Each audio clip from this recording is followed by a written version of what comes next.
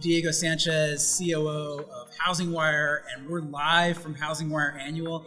And I have Andrew Cady, who's a branch leader at UMortgage. Yes, sir. Andrew, it's really great to catch up with you today. 100%. Sort of an impromptu conversation. 100%. We were just like 5 minutes ago, we're like, you know what, we should talk. let's talk. So we talked a little bit before this.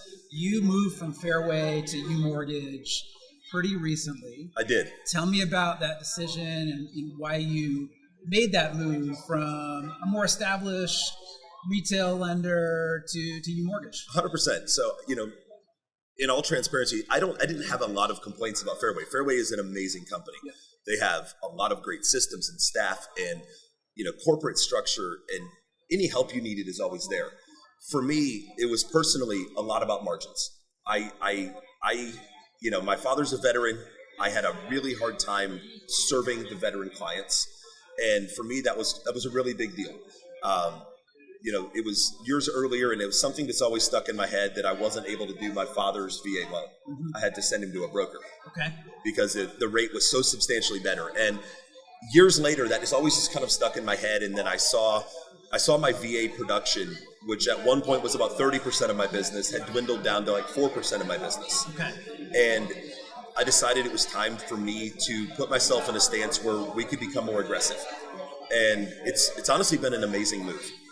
The transition side of it was seamless and easy. Then to me, that's always the biggest thing. Like when you move companies, it's like the whole changeover process. And it was a very simple and clean move. But for me, if it came down to just one topic, it wasn't a lack of leadership. I'm still really good friends with my former branch managers. They're amazing people. It just, for me, I wanted to be priced better in the market we're in. I saw what we were coming into in interest rates, and I wanted to take advantage of something that was sharper. You had a pretty big team at Fairway, it sounds like. I did. And you did not take that team with you to UMortgage. So how has it been starting over in some ways? Anthony Casa, I've interviewed him before, very dynamic leader, growing quickly, but that's a big change to not take that team that you've built over a number of years. Yeah, it was tough. I had a few that followed me, 1, 2, 3, I think, that followed me. Yep. But it's actually been surprisingly easy. At Fairway, I've always been extremely connected within the loan officer community. And I like to think that I was somewhat respected on the retail side. A lot of people knew who I was. So when I moved, my phone blew up for 3 months. Okay. Like everyone was calling me, what's going on? Let's have a conversation.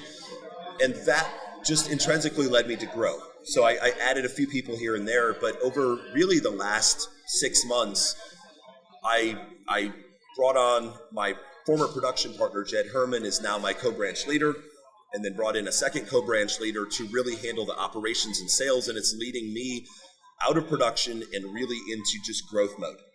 And so I've been able to tackle the recruiting side of it a lot. And we've added, since really February, we've added 21 people to the team. That's great. And we've got 4 more that have offer letters out right now, and a prospect list that's freaking mile long at this point. So what's your pitch in this incredibly difficult market that we're in right now?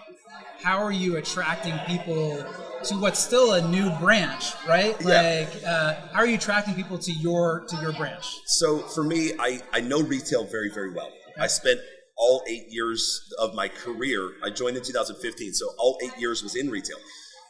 And this isn't specifically Fairway, so if you're watching this, don't take it that way, but it's retail in general. I know the pain points. Yep. And I know them very, very well. And I'm using those pain points to literally just spark questions. So I'll post on LinkedIn or really LinkedIn, Facebook, Instagram, Snapchat, Twitter, every media I have, and I'll do a video and I'm like, hey, retail loan originator, that cut to your compensation that's temporary, yeah, it's not temporary. This market's not getting any better anytime soon. If you've been cut down below 150 basis points, let's have a conversation. Yeah. And I'm not, dialing the phones. Every single originator that has joined my team year to date has reached out to me. Oh, wow. From the content I'm putting out, not me reaching out to them. Inbound.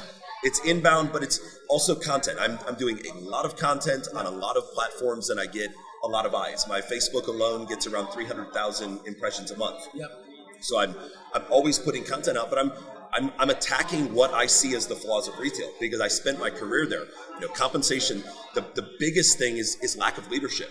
It's crazy. I speak with realistically a retail loan originator every day. Yep. Some it's 2 in a day and then not a day, but probably an average of 6 a week. Margins is a complaint. Lower compensations is a complaint, but the number one complaint I'm hearing is they feel like they're on an island. Yeah. Nobody's there to help them. Their emails aren't getting answered from their branch managers in time for them to save a deal, and they feel like they're struggling just to get a deal across the finish line right now. Well, we talked a little bit about how you're hot under the collar right now, about the lack of leadership in the mortgage industry right now.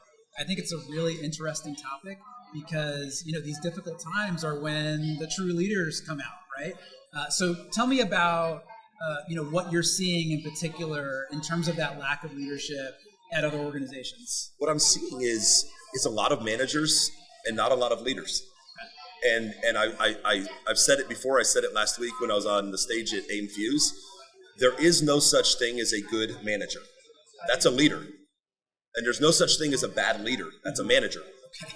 So you don't ever want to be a manager. Yep. Like, you need to be a leader. And I think, in my opinion of what happened, there were a lot of great leaders that just became complacent.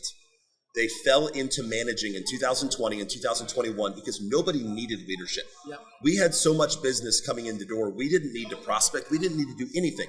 We just literally let our phones ring and just answered the phone. I mean, it was crazy. So a lot of leaders fell back on just managing people. They were getting rich and they were just sitting back and just watching over people do their work. And then the market turned, and rather than going back to where it was, it became extremely hard, where leadership is necessary right now. Yeah. It's not optional. And I think a lot of those leaders that fell into management having a hard time getting back to hardcore leadership that's needed. 100%. And I see it in these conversations that I have with leaders in the industry. There are, despite the difficult market that we're in, there are companies that are absolutely growing and knocking it out of the park. And to me, that's about leadership. It is. And doing the basic things that you need to do as a sales leader every day to encourage your team to get the job done. So that must be part of the reason that you moved to UMortgage. I imagine Anthony, kind of roped you in with that leadership stuff. Anthony and I have been friends since before I was at Fairway. So when I was at Nations Lending in 2017, I flew up to Philly and spent time with Anthony. I was there again in 2018 when I was with Fairway. It wasn't that he was recruiting me. Him and I sat down and whiteboarded for 2 days the perfect loan process. Oh. Like we spent 2 days of our lives and just drew out the perfect loan process. He's been a friend of mine for a long time, and he's never actively recruited me. Like, he's never been the one that's like picking the phone up and be like, when are we going to work together? But isn't that the best kind of recruitment, right? It's the same type of recruitment I'm doing now. Yeah. As I'm not picking the phone up and like, hey, I'm Johnny with ABC Mortgage. Nobody likes that. Let the people come to you, because Casa had put himself out there long enough as someone that was a leader that when I began to look elsewhere, I did what people were doing to me now. I picked the phone up and called him. And I was like, hey, it's time we have a conversation. And so, yeah, Casa to me is exactly what a leader should be. I mean, what CEO in the mortgage industry do you see right now in 2023 that spends Saturdays and Sundays out visiting open houses with a loan officer that's only been licensed for 4 months? Amazing. Who's doing that stuff? I mean, I'll have a text exchange with Anthony that starts at 6 a.m, and it's pretty clear that he's been up for 3 or 4 hours. Most mornings I wake up super early. I'm a 4:15 riser, and I typically will have a text from him already waiting for a response. Amazing. It's just who he is, and I want to fall into leadership the same way.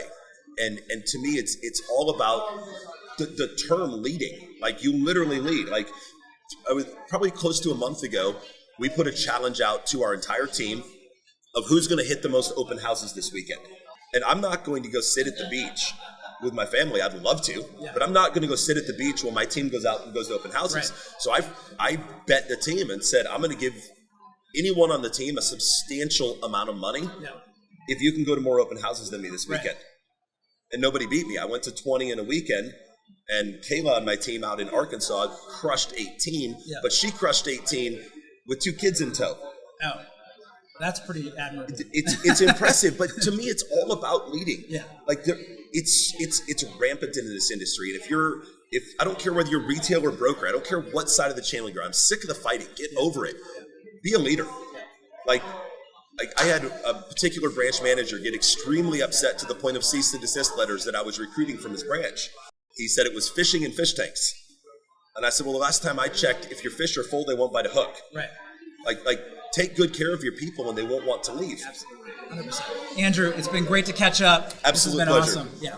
Thanks for your time. Thank you.